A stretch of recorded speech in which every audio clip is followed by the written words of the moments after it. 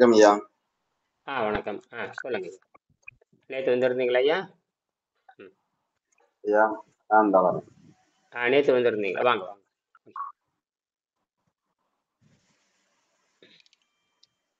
எப்பொருள் யார் யாரை கேட்கணும், எப்பொருள் யார் யாரை கேட்கணும், அப்பொருள் மெய்ப்பொருள் காண்பதறிவு. எப்பொருள் எத்தன்மையாயினும் அப்பொருள் மெய்ப்பொருள் காண்பதறிவு.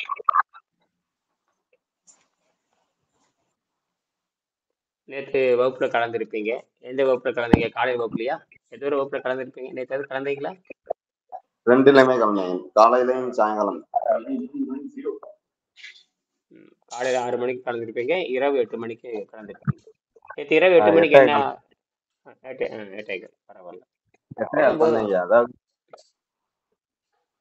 என்ன உணர்றீங்க சொல்லுங்க. ஐயா, உண்மை எப்படி போயிட்டு இருக்குது? வெள்ளைக்காரனோட கல்வி எவ்வளவு தப்பா இருக்கு? புலன்களை தாண்டாதவன், நேற்று புலன்களை தாண்டாதவனுடைய கல்வி ரொம்ப கொடூரமா இருக்கும். புலன்களை தாண்டி 7ஆம் அறிவு நோக்கி போகின்ற பொழுது உண்மையெல்லாம் புரியும். அப்ப என்னன்னு கேட்டீங்கன்னா, விசித்திரமான உடம்பில் மறைந்திருக்கிற இன்னும் தெரியாத பல உண்மைகளை வெளியே தெரிய ஆரம்பிக்கும். சொல்லுங்க, நேற்று என்ன?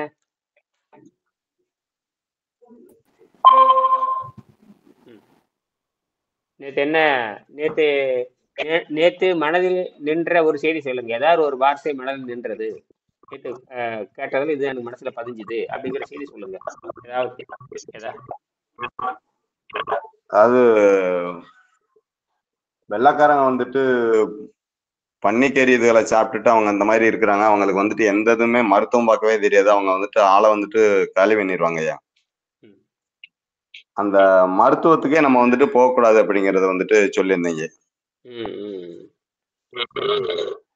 அப்படின்னா வெளியில சரி. அது போக முதல் பாடத்தை நல்லா படிக்கணும். முதல் பாடத்தை பரிணாம அறிவியல் சித்தாந்த முதல் பாடத்தை நல்லா படிக்கணும். முதல் பாடங்கள் ஒரே பக்கம் தான், அது தெரிஞ்சுதான் நீங்க எல்லா பயிற்சியும் செய்யணும். பரிணாம அறிவியல் அடிப்படையில் மனிதனுக்கு மரணம் இல்லைன்னு பரிணாம அறிவியல் சொல்லுகிறது. பரிணாம அறிவியல மனிதனுக்கு மரணம் இல்லை அப்படின்னு சொல்லுது. மரணம் இல்லைங்கிறது பரிணாம அறிவியல்லையே இருக்கு. அதை நீங்க 1ஆம் பாடத்தை நல்லா படிச்சு புரிஞ்சுக்கணும். சரியா? 1ஆம் பாடத்தை படிச்சு 31ஆம் பக்கத்தை மனசுல ஏற்றிடணும்.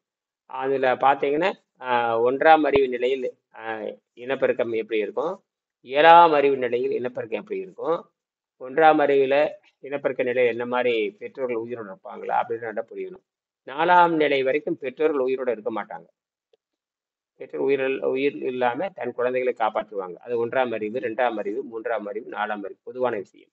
5ஆம் அறிவு வருகின்ற பொழுது இயற்கை என்ன பண்ணுது, பெற்றோர்கள் சாகாமல் தன் குழந்தையை வளர்த்தது. 5, 6 அப்ப இந்த நேர்கோட்டு நீடித்து பார்த்தோம்னா இயற்கையாகவே மரணம் இல்லைன்னு தெரிஞ்சு போச்சு. இது புரியுதா?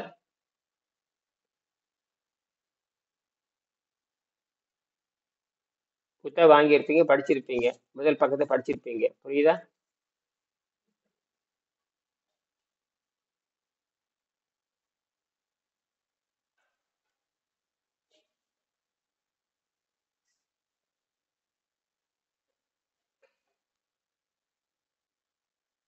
புரியுதுங்கய்யா.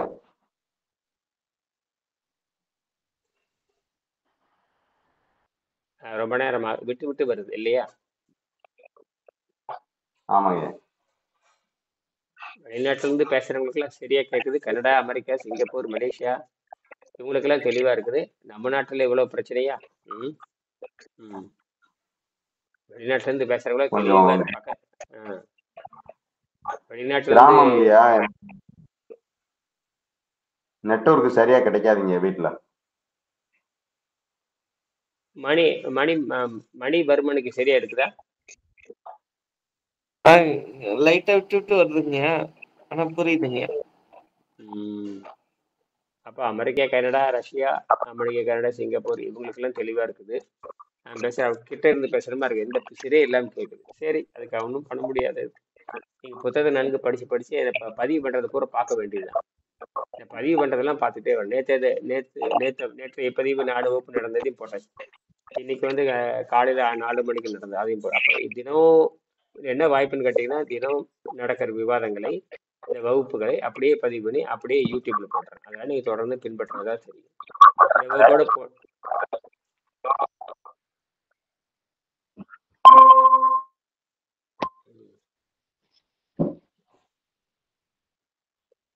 வணக்கம் வணக்கம். வணக்கம் ஐயா, வணக்கம். இந்த இப்ப நேத்து இரவு 8 மணிக்கு பேசணும். நேற்று காலையில நீங்க வந்துட்டீங்க, இரவு 8 மணிக்கு. இப்ப நாம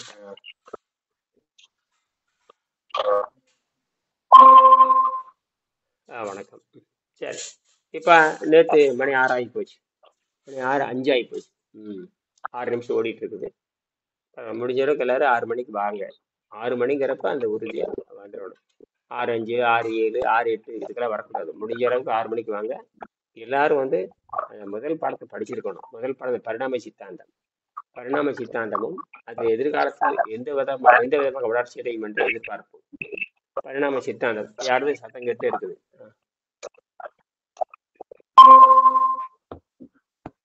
வணக்கம்.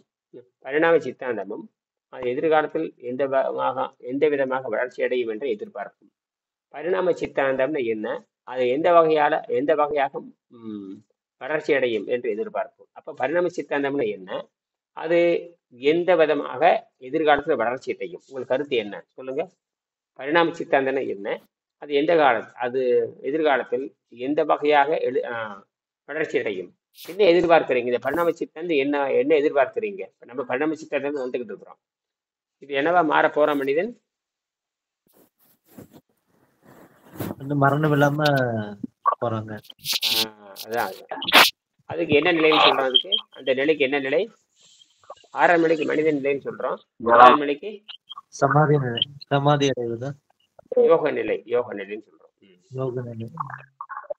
இந்த வரலாறு எல்லாத்துக்கும் தெரியும். இந்த வரலாறு எல்லாத்துக்கும் தெரியும்.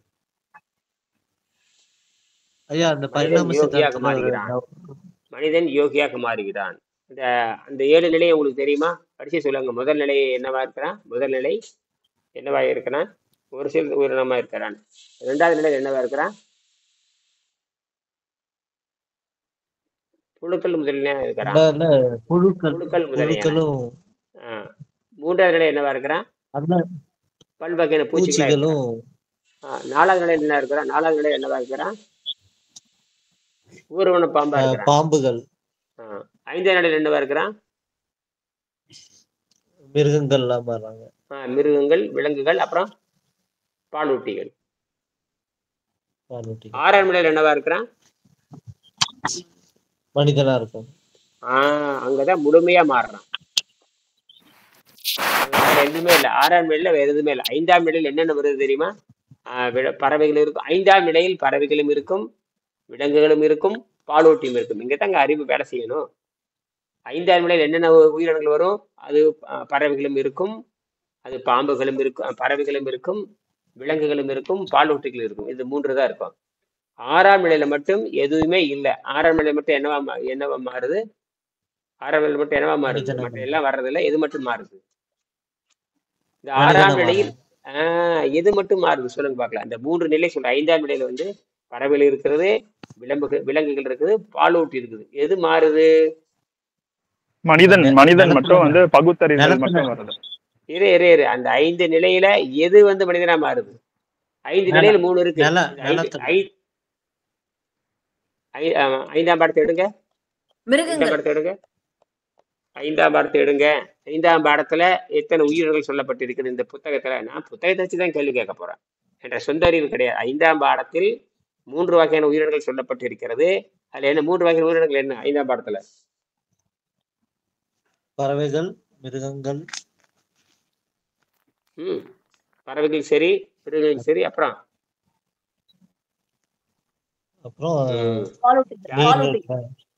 பாலூட்டிகள்.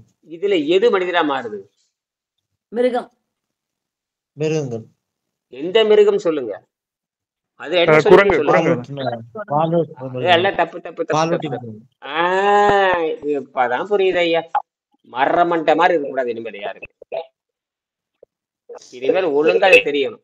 இது ஒழுங்கு. இனிமேல் இந்த கேள்வியில துணை கேள்வி கேட்டாதான் நீ அடுத்த முறைக்கு வர முடியும். இந்த கேள்வியில தெரியலன்னா நீ முதல் பாடத்தை ஒழுங்கா படிக்கலைன்னா இனிமேல் யாரும் வகுப்புக்கு வரக்கூடாது.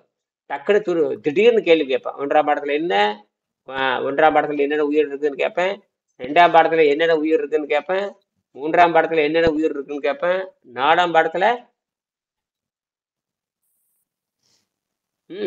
என்னென்ன உயிர்கள் கேட்பேன். 5ஆம் பாடத்துல அதுலயும் என்னென்ன உயிர்கள் வருது, அந்த உயிரினத்தில் எது மனிதனா மாறுச்சுன்னு கேட்பேன். பாலூட்டிகள், இது ஏன் சொல்லல, இது ஏன் நீங்க சொல்லல? பறவைகள் மாறுச்சுன்னு சொல்லல, விலங்குகள் மாறுச்சுன்னு சொல்லல, பாலூட்டி தான் மாறி. குரங்கு எந்த வகை சார்ந்தது? பாலூட்டி. இந்த மர மண்டைக்கு ஏறுதா இல்லையா? ஏறுதுங்கய்யா. ஏன் லேட்டா ஏறுது? அப்ப முட்டாள்தனமோ ஓட்டிட்டு இருந்திருக்கிறீங்க 2 மாசமே எல்லாருமே. அப்படியே பஜனைவாடி இனியனோட சேர்ந்து பஜனை வாடிட்டு இருந்திருக்கிறீங்க எல்லாருமே. பஜனை கோஷ்டியா இருக்க முடியாதுங்க. என்னவா இருக்க முடியாது? பிரகாசம், வடக்கறிஞர் லாயர் பிரகாசம், ஏன்னா இனியன் வந்து பஜனை கோஷ்டியில சேர்த்திட்டீங்க எல்லாருமே, அப்படித்தானே? இனிமேல் அப்படி அல்ல. அதுல எனக்கு வந்து இந்த இதுல வந்து டவுட் இருக்குங்க. அந்த ஸ்பீடை பத்தி, வேகத்தை பத்தி கொடுத்துருக்காங்க இல்லையா? ஆமா. அதுல 2ஆம் பரிணாமத்துல புழுக்கள் வந்து குறைந்த வேகம், அதுல 3ஆவதுல வந்து பூச்சிகள் அதை விட குறைந்த வேகம். புழுக்கள் வந்து ரொம்ப ஸ்லோ தானங்க, அதோட பூச்சிகள் தானே ஃபாஸ்டா இருக்கு. இனப்பெருக்க வேகம், இனப்பெருக்க வேகம் பாருங்க. இனப்பெருக்க வேகம் வந்து படிப்படியா குறைஞ்சிட்டே வரும். புழுவை விட வேகமா குறைறது பூச்சிகள். புழு லட்சக்கணக்கில் இருக்கும், புழு வந்து லட்சக்கணக்கில் இருக்கும்.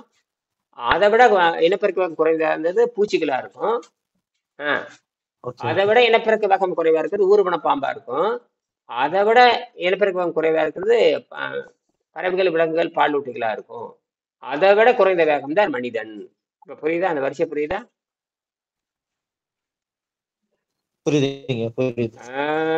அந்த வேகத்தையும் கரெக்டா சரி பண்ணியாச்சு. இதுதான் வெங்கடேசனுடைய மிகப்பெரிய கண்டுபிடிப்பு. வெங்கடேசனுடைய கண்டுபிடிப்பு சாதாரண கண்டுபிடிப்பு, எவனும் மறுக்க முடியாது. அப்போ பல 500 மில்லியன் ஆண்டுகளுக்கு முன்பாக அமீபா பாரமிசியம் ஒற்றை செல் தாவர உணவுகள் தோன்றுகின்ற பொழுது ஒரு நிமிஷத்தில் பல லட்சம் குட்டிகள் போட்டுட்டு இருந்தது. படிப்படியா மாறி மாறி மாறி மாறி மாறி மாறி ஒரு 10 லட்சம் ஆண்டுக்கு அப்புறம் ஒரு தடவை ஒரு குட்டி போடுது, ஒரு தடவை ஒரு குட்டி. அதுதான் நாம. அப்போ பாலூட்டி தான் மாறி இருக்கிறது. அப்போ புல்லிலிருந்து தோண்டி பாலூட்டியே மாறி இருக்கு. சரியா? இந்த தெளிவு நமக்கு இருக்க வேண்டும். அப்ப எல்லாரும் என்ன பண்றீங்க? இந்த பாடத்தை படிச்சிருக்கணும். சரி, நேற்று இரவு என்ன படிச்சோம், நேற்று காலையில் என்ன படிச்சோம், நினைவு இருந்தா சொல்லுங்க, தொடங்கலாம் மறுபடியும்.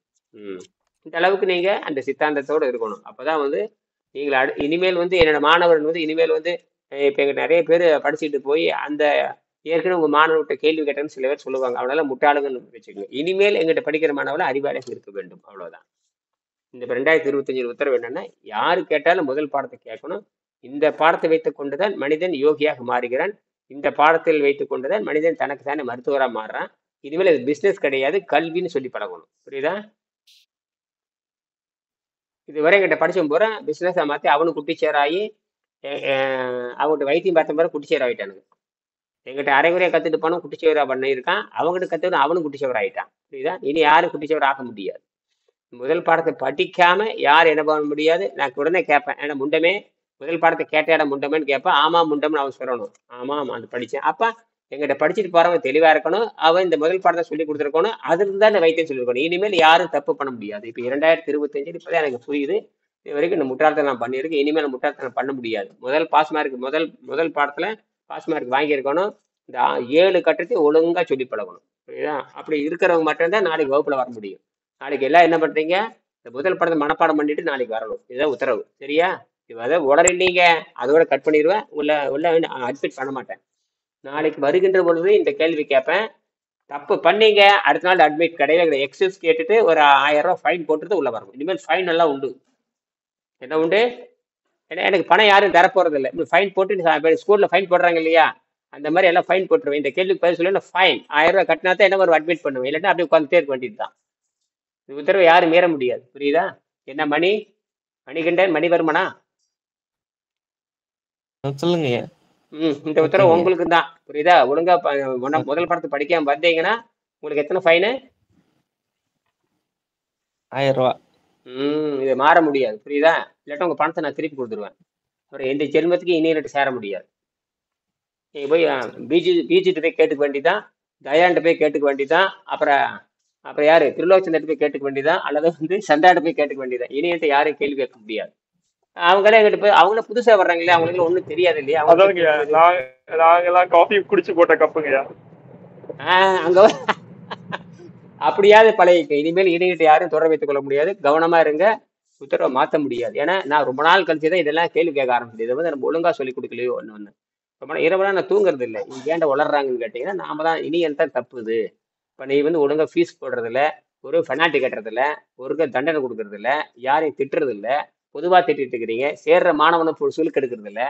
இதெல்லாம் நான் வந்து கரெக்டா அப்ளை பண்ணிட்டா தான் நான் நல்ல முத்துக்களை தேர்ந்தெடுக்க முடியும். நல்ல முத்துக்களை தேர்ந்தெடுக்க முடியும். சரி, பரவாயில்ல, இருக்கட்டும். புரிதலோ வாங்க. இதெல்லாம் வந்து ஒரு எச்சரிக்கை கொடுக்கலைன்னா ஒன்றும் நடக்காது.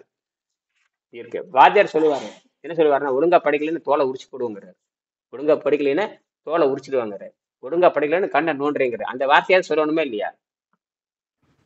அவர் எந்த ஆமா இல்லட அவர் எந்த பையனை போய் கண்ணை நோண்டதாக வரலாறு கிடையாது. இருந்தாலும் என்ன பண்ணுவார்? கண்ணை நோண்டிடுவேன், அவனை கொண்டு போடுவேன் பாரு. கண்ணை நோண்டிடுவேன், கொண்டு போடுவேன், தோலை உரிச்சிடுவேன், பல்லெல்லாம் தட்டிடுவேன் பாரு. அந்த மாதிரி அப்படி சொல்றதோட சரி. என்னது நடந்துட்டு இருக்குது. அப்படித்தானே சொல்றாரு. டேய் படிச்சுட்டு மாவனே, படிச்சுட்டு வரலன்னா பல்ல தட்டிடுவேன் அப்படின்பாரு இல்லையா? அதுதான் உண்மை. அப்படிலாம் சொல்ற வாத்தியாருக்கு இல்லை. எவன் செத்த என்ன, எவன் போன, கம்ப்யூட்டர் திருத்திட்டு இருக்குது, நாசமா போக ஒன்றும் நடக்காது. சரியா? அதுக்காக அது குருகுல கல்வி கிடையாது. அது வெள்ளக்காரனுடைய சம்பள கல்வி முறை. சம்பள கல்வி முறை தான் மானக்கட்ட கல்வி முறை. இப்ப இன்னைக்கு தலைப்பு தான் கொடுத்துருக்கேன். அதாவது சம்பள கல்வி முறை. இன்னைக்கு தலைப்பு நேற்றைய பாடத்துல ஒரு தலைப்பு கொடுத்துருக்கிறேன். சம்பள கல்வி முறை மரணத்தை உண்டாக்கும்னே போட்டிருக்கேன் தலைப்பு, நேற்றைய தலைப்பு. அதனால தினம் இந்த விவாதத்தை வந்து நம்ம யூடியூப்ல போடுறேன், ஃபேஸ்புக்ல போடுறேன், எல்லாரும் பார்த்துடுங்க. அதுவாக கிளிப் தூக்கி அந்த லிங்கை தூக்கி போடுறேன். அந்த லிங்க் எல்லாம் பார்த்துடுங்க. வர முடியாதவங்க வந்தவங்க எல்லாம் அந்த படிச்சிருங்க. படிச்சோம்னா உங்களை நேரம் மிச்சமாகும். இது இது பெரிய வேலை இருக்கும். இந்த அறிவெல்லாம் அப்படி பார்த்தீங்கன்னா இப்ப பாருங்க, 4000 வீடியோ ஆயிடுச்சு. இப்போ தினம் 5 வீடு 6 வீடு ஏறுது. இப்ப பாருங்க 4000 நெருங்கியாச்சு. கிட்டுக்கிட்டு ஏறிட்டே போகுது. ஆனா 3500 பேர் சப்ஸ்கிரைப் பண்ணியிருக்காங்க. அதை பத்தி கவலை இல்லை. நமக்கு வீடியோ நிறைய முக்கியம். அதுவும் இப்போ விவாத மீடியா வந்து ரொம்ப நல்லா இருக்கு. நிறைய பேர் அதை பார்க்க ஆரம்பிக்கிறாங்க. அதுதான் பெரிய வெற்றி. நேற்று கூட பண்ணியிருக்கேன். விவாதம் நல்ல விதமா ஒருத்தர் சொல்லியிருக்காரு. விவாதம் பரிணாம சித்தாந்தத்துக்கு நீ பேசுறது அந்த அளவுக்கு ரொம்ப பிடிச்சிருக்குது. அவன் வந்து ஒருத்தன் கமெண்ட் பண்ணியிருக்கா, ரொம்ப அருமையா இருக்கு, பரிணாம சித்தாந்தத்தை இது வரைக்கும் நாங்க பார்த்தது இல்லை அப்படின்னு அந்த ஆள் சொல்றாங்க. யாருன்னு எனக்கு தெரியாது. அவ கவனிக்கான பரிணாம சித்தாந்தத்தை இவ்வளவு தெளிவாக பேசுகிறது என்பது நாங்கள் இதுவரை கேள்விப்பட்டதே இல்லை அப்படிங்கிறான். ஏன்னா அவனுக்கு புத்தகம் தெரியல, பரிணாம சித்தாந்தம் தெரியல. நாங்கள் வந்து டார்வினோட மட்டும் பேசியிருப்போமே தவிர, டார்வின் தான் மனிதனா மாறி இருக்கு. அதுக்கப்புறம் மனிதன் யோகியாக மாறுறாங்கிறது தமிழ் இருக்கு. இந்த யோகியா மாறினத திருவள்ளுவர், திருமூலர், பதஞ்சலி, நேற்று இறந்த வள்ளலார் வரைக்கும் யோகியா மாறி இருக்காங்க அப்படிங்கிறத. அதுக்கப்புறம் லட்சக்கணக்கில் யோகியா மாறி இருக்காங்க. யோகியா மாறுறதுதான் இயற்கை தன்மை. யோகிங்கிறது யாருன்னா இந்த சுத்தம் படுத்துறவங்க யோகி. பல்லு விளக்காம இருக்கிறவங்க யோகி. பல்லு விளக்குனாதான் அவன் பாவி. பல்லு விளக்குனாவ யாரு சந்திரா? பாவி. பல்லு விளக்காதவன் யோகி.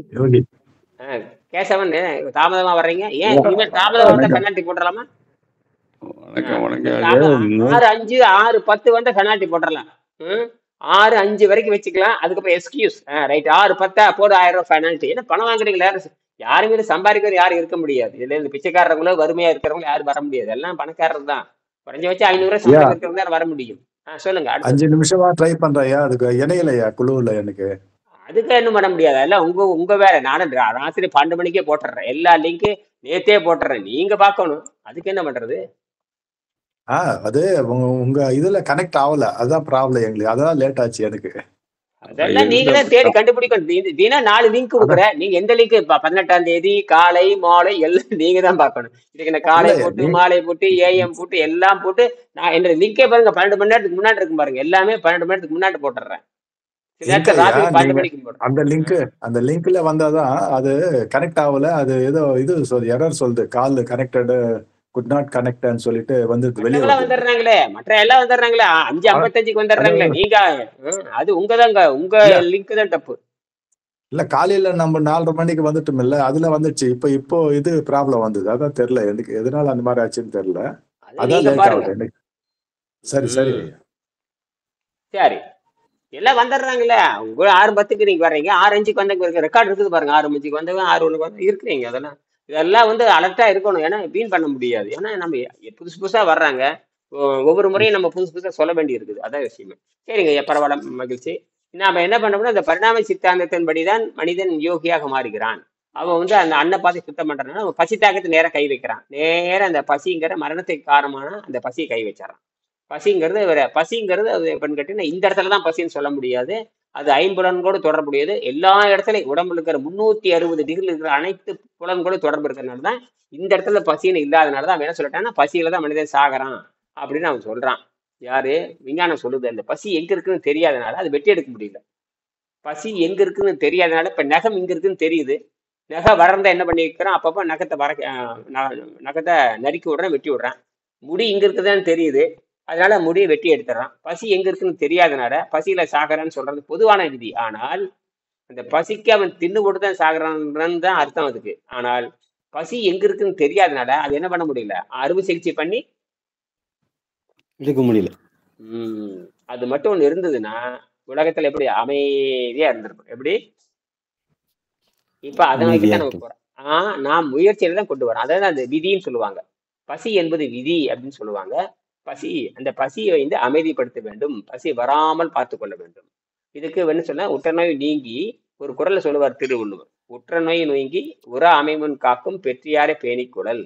அதாவது உற்றநோய் என்று சொன்னால் பிறவி துன்பம் என்கிற பசி நோய் நீங்கி மீண்டும் அந்த பசி நோய் வராமல் பார்த்து கொள்றான் பாரு, அவனை போய் நண்பராக்கிக்கன்னு சொல்றாங்க. திருலோகச்சந்தர் கேக்குதுங்க. இன்னொரு இடத்துல உற்றநோய் நீங்கி உற அமை முன் காக்கும் பெற்றியாரை பேணிக்குடல்னு பெரியாரை துணை குடல் ஒரு தலைப்பு இருக்கும். பெரியாரை துணை குடல். பெரியார்னு இந்த பெரியார் இல்ல, நான் சொல்ற பெரியார், புரியுதா? பெரியாரை துணை குடல்னு ஒரு தலைப்பு இருக்கு. அந்த துணைகள் என்னமா சொல்லுவாருன்னா பசி துன்பம், அதாவது உற்றநோய் நீங்கி, உற்றன பிறவி துன்பமான பசி நோய் நீங்கி மீண்டும் அந்த பசி துன்பம் வராமல் காற்றுக்கொள்றான் பாருங்க. பசி நோய் நீங்கி மீண்டும் எந்த துன்பம், பசி துன்பம் வராம காத்து கொள்றான் பாருங்க, அவனை போய் என்ன பிடிச்சுக்கணும் நீங்க? அப்படி நான் சொல்லல, யார் சொல்றாங்க? திருவள்ளுவர். இப்படியாதான் விளக்கம் கேட்டுக்கிறீங்க. 442வது குறள். உடனே அவங்க பிடிச்சிட்டாங்க. இதுதான் பிடிச்சாரு. டக்குன்னு எடுத்து இது கூகுள் இருக்கு, டக்குன்னு பிடிச்சிடுறீங்க. புத்தகம் சொல்லு, புக்குன்னு சொல்லாதீங்க, புத்தகம் வச்சிருக்கேன்னு சொல்லுங்க. புத்தகம் தமிழ்ல பேசி படம் கிடையாது. இப்ப நானும் தமிழ்ல தான் பேசுறேன், சில நேரத்துல ஆங்கிலத்தில் விடுவேன், அது சில நேரத்துல அப்படிதான் சொல்லுது. ஆனா தமிழை பயன்படுத்துங்க, அது தப்பு கிடையாது. நாம வந்து பழகி நாசமா போச்சு, புரியுதா? இந்த ஜெர்மனிக்காரன் என்ன தமிழ் பேசுறான் நமக்கு தான் தெரியுது அந்த அருமை. ஜெர்மனிக்காரன் தொல்காப்பியை வகுப்படுக்கிறான்னு பாத்துக்கங்களேன். தொல்காப்பியத்தை வகுப்படுக்க இனிமேல் எதிர்காலத்துல தமிழ்நாட்டுக்கு அத்தனை பேர் தொல்காப்பியை மறந்துட்டேன்னு வச்சுக்க, நேரம் ஜெர்மனிக்கு போய் கத்துக்க வேணும். அந்த அளவுக்கு முன்னேறிட்டு இருக்கிறான். ஆனா அவனுக்கு இது தெரியாது, அவனுக்கு இந்த நீர் மருத்துவம் தெரியாது. நீர் மருத்துவத்தை அறிமுகப்படுத்தினவே ஜெர்மானிக்காரன் தான். ஜெர்மனிக்காரன் தான் நீர் மருத்துவத்தை அறிமுகப்படுத்தினார் என்பது ஜெர்மானிகளுக்கு தெரியாது என்பது சாபக்கேடு. எவ்வளவு கேவலமா. இப்ப நாம என்னமே சொல்லணும், இப்ப நீங்க தொல்காப்பியம் படிக்கிற மாவனே நீர் மருத்துவம் எங்கிட்ட படுறான்னு சொல்லணும், திருப்பி அவனுக்கு அடிக்க போறோம். கொஞ்ச நாள் ஆகும். இப்ப போய் சேர வேலையெல்லாம் பண்ணிட்டு வந்துட்டேன். இனிமேல் அடுத்து என் பொண்ணுகிட்ட நேற்று பேசிட்டேன், அவனை மாட்டிக்கிட்டானுங்க நம்ம கிட்ட. நீ வந்து தொல்காப்பியம் படிக்கிற, நீர் மருத்துவம் தெரியுமான்னு கேட்கணும். எங்க இருந்து எடுத்துட்டு வந்த? உங்க நாட்டுல தான் எடுத்துட்டு வந்தேன். எங்க நாட்டுல எப்படி இருக்குது? உங்க நாட்டுல வந்து 120 வருஷம் ஆச்சு. அப்ப இதை காட்டணும். அப்ப இக்கரைக்கு அக்கறை வச்சுதான் என்ன நினைச்சிட்டு இருக்கிறாங்க. அப்ப தமிழர்கள் வந்து முன்னோரி செல்லிக்கொண்டு இருக்கிறார்கள். அது அப்படியே இல்லை, அட்வான்ஸ்டு சயின்ஸ். இப்ப நான் சொல்றது எல்லாமே வந்து 3000 ஆண்டுக்கு முந்தைய நூல்கள், 3000 ஆண்டுக்கு முந்தைய நூல்கள் வச்சுதான் பேசிட்டு இருக்கிறோம். சரி, இப்ப நம்ம என்ன பேசணும் சொல்லுங்க, எதை விட்டா? இப்ப அந்த உற்றநோய் நோன்றல், அந்த உற்றநோய் நோன்றல் வேற, உற்றநோய் நீங்கி என்பது வேற. உற்றநோய் நீக்கி உறாமை முற்காக்கும் பெற்றியார் பேணி குழல். இதுக்கு இது என்ன அர்த்தம் கேட்டா, உற்றநோய் என்று சொன்னாலே பிறவிலே ஏற்பட்ட பசி நோய். பிறவில ஏற்பட்ட பசி நோய், அந்த நோயை நீங்கி அந்த நோய் திரும்பி வராமல் காத்து கொள்றான் பாருங்க, அவனை போய் நண்பராக்கிக்கொள் என்று சொல்றாரு. இது வள்ளுவர், இது வந்து வெங்கடேசன் ஐயா வந்து எடுத்து இதுல போட்டிருக்காரு. அதான் விஷயமே, சரியா? அப்ப இந்த உற்றநோய் நோன்றல்ங்கிறது தவம். அதான் தவம்னா என்ன? இது வரைக்கும் நேற்று கூட நம்ம மெடிடேஷன் பத்தி பேசணும் இல்லையா? தவம் மெடிடேஷன் ரெண்டு வித்தியாசம் இருக்கு. தவம் என்று சொன்னாலே, தவம் என்பது வேறு, நினைதல், அதுக்கு வந்து தமிழ்ல பார்த்தா மெடிடேஷன் கிடையாது. அது மெடிடேஷன் எவ்வளோ உளர்றான், அந்த வெள்ளக்காரன் உளர்றான். அதுக்கு நினைத்து கொண்டே இருத்தல்னு பேரு. நினைதல் யார குறிப்பிட்டீங்களா? தியானம். தியானம்னா நினைத்து கொண்டிருத்தல், புரியுதா? அப்ப தவம்னு சொன்னாவே 2 அர்த்தம் இருக்கு. சமஸ்கிருதத்துல தவம்னா கொலை செய்யறதுன்னு அர்த்தம். சமஸ்கிருத தவம் சொன்ன என்ன அர்த்தம்?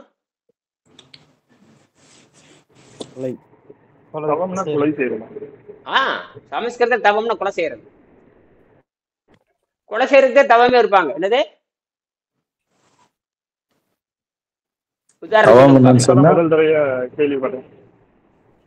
ஆமா, தவம் செய்யறது. தவம் இருந்துதான் கொலைக்கருவி வாங்குவாங்க. தவம் இருந்து கொலைக்கருவி வாங்குவாங்க. கொலைக்கருவிகள் அடுத்த கொலை செய்யறதுக்கு கருவி வாங்குவாங்க.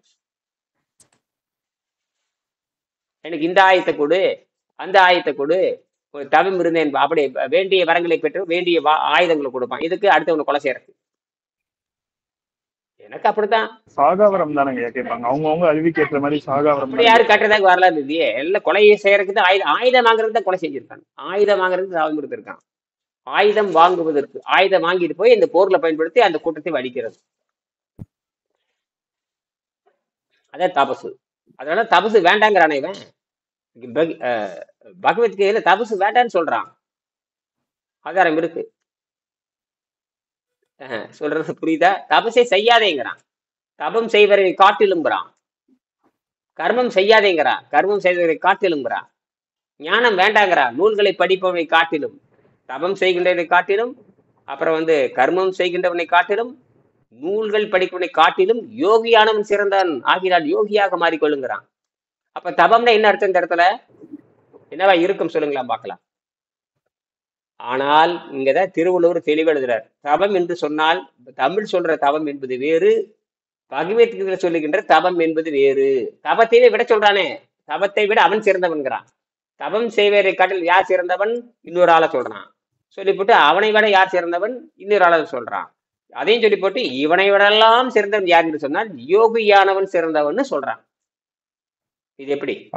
அந்த யோகத்தை யோக மார்க்கத்தை அடையிறதே இந்த தவம் செய்யறதுனால மட்டும்தான் யோக மார்க்கத்துக்கே போக முடியும்.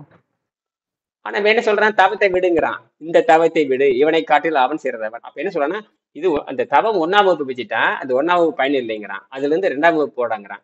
2ஆவது முடிச்சுட்டே அது பயன் இல்லை. 3ஆம் வகுப்பு போடாங்கிறான். 3ஆம் வகுப்பு முடிச்சுட்டே அது பயன் இல்லை. அது அப்ப 3ஆம் வகுப்பு 4ஆ போகுங்கிறான். அவன் என்ன சொல்றான்னா, தவம் செய்கின்றவனை காட்டிலும், கர்மம் செய்கின்றவனை காட்டிலும், ஞான நூல்களை படிக்கின்றவனை காட்டிலும் யோகியானவன் சிறந்தவன். இங்க நான் என்ன சொல்றேன்? தவம் செய்துதான் முன்னேற வேண்டும்ங்கிறான். தவம் என்று சொன்னால் இங்க பிறவி துன்பத்தை போக்குவது. பிறவி துன்பம் அடுத்தவனையும் கொலை செய்யாம இருக்கணும், தன்னையும் கொலை செய்யாம இருக்கணும். இதுதான் தமிழ் தூய்மையாக வழி சொல்கிறது. சமஸ்கிருதம் குட்டிச்சவராக்குகிறது சில விஷயத்துல.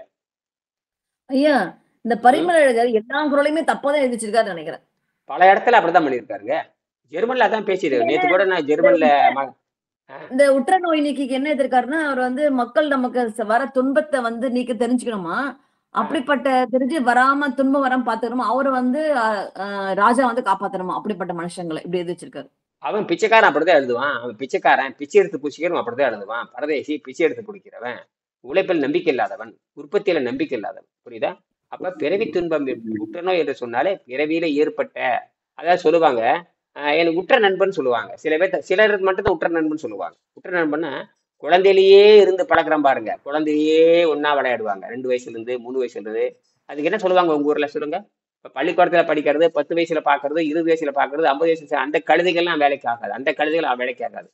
உற்ற நண்பன் என்று சொன்னால் எந்த வயதுல இருந்து பழகி இருப்பான் சொல்லுங்க பார்க்கலாம். வழக்கறிஞர் சொல்லுங்க. சின்ன குழந்தையில இருந்து அறிவு வந்ததுல இருந்து. அதுக்கு பேர் இன்னும் சொல்லுவாங்க, அது பால்ய நண்பர்னு சொல்லுவாங்க. என்னது பால்ய நண்பருக்கு என்ன அர்த்தம்? குழந்தையிலிருந்தே பழகிறது அர்த்தம். என்னது? அந்த மாதிரி எனக்கு மட்டும் 100 கணக்கில் இருக்கிறாங்க. நாங்களே ஒன்னா விளையாடுறது, 2 வயசுல இருந்து ஒன்னா விளையாடுறது, போறது வர்றது, கோணப்புளிங்கா பிடிக்கிறது, உடக்கான் அடிக்கிறது, ஒண்ணு கடிக்கிறது, ஒண்ணு கடிச்சு உடக்கா மேல தண்ணி அடிக்கிறது, ஒண்ணுக்கு உடக்கா மேல உட்காந்து அது மேல ஒண்ணு கடிக்கிறது, எது மேல ஒண்ணு கடிக்கிறது, உடக்கான பிடிச்சி அந்த கண்ணு டர்ன்னு ஒண்ணு கடிக்கிறது. இப்படி எல்லாம் சேர்ந்து விளையாடுவோம். இது இப்படி எல்லாம் நொண்டி அடிக்கிறது, திருடி திங்கிறது, மாங்காய் பறிக்கிறது, பள்ளத்துல போய் மீன் பிடிச்சி சாப்பிட்றது, பள்ளத்துல அவங்க ஆறெல்லாம் ஓடிட்டு இருக்கு, ஓடையில போய் மீன் பிடிச்சி சாப்பிட்றது, இதெல்லாம் வந்து அப்பதான் எல்லா விஷயமும் அந்த குடும்பத்தை பத்தி அப்படியே ஊறி போயிட்டே இருக்கான். அவன் என்னைக்குமே மறக்க முடியாது. அவனை என்னைக்குமே எப்படா இருக்கான்பா, பெரிய பெரிய ஜட்ஜா இருப்பான், இவன் வண்டி ஓட்டிட்டு இருப்பான், அவன் இவனு பேசிக்கிட்டே எப்படா இருக்கா, நல்லா இருக்கேன்பா. அவன் ஜட்ஜி, இவன் வண்டி ஓட்டிட்டு இருப்பான். ஆனா எங்க அங்க இணைக்குதுன்னு கேட்டீங்கன்னா நட்பு தான் இணைக்குது அவனை. என்ன இணைக்குது?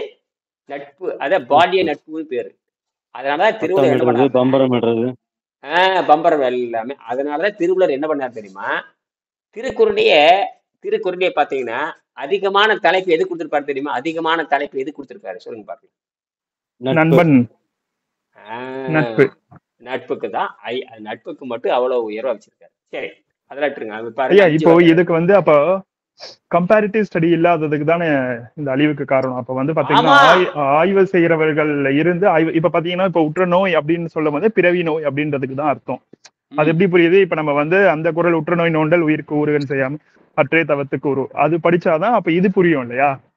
இதுல இருந்து அதாவது தன்னுடைய பிறவி நோயில இருந்து யார் காப்பாத்திக்கிட்டாங்களோ அவங்களுடைய நட்பு வச்சுக்க சொல்றாங்க. அப்படிதானே நம்ம புரிஞ்சுக்கணும் இது? ஆமா ஆமா ஆமா ஆமா. சரி சரி சரி சரி சரி.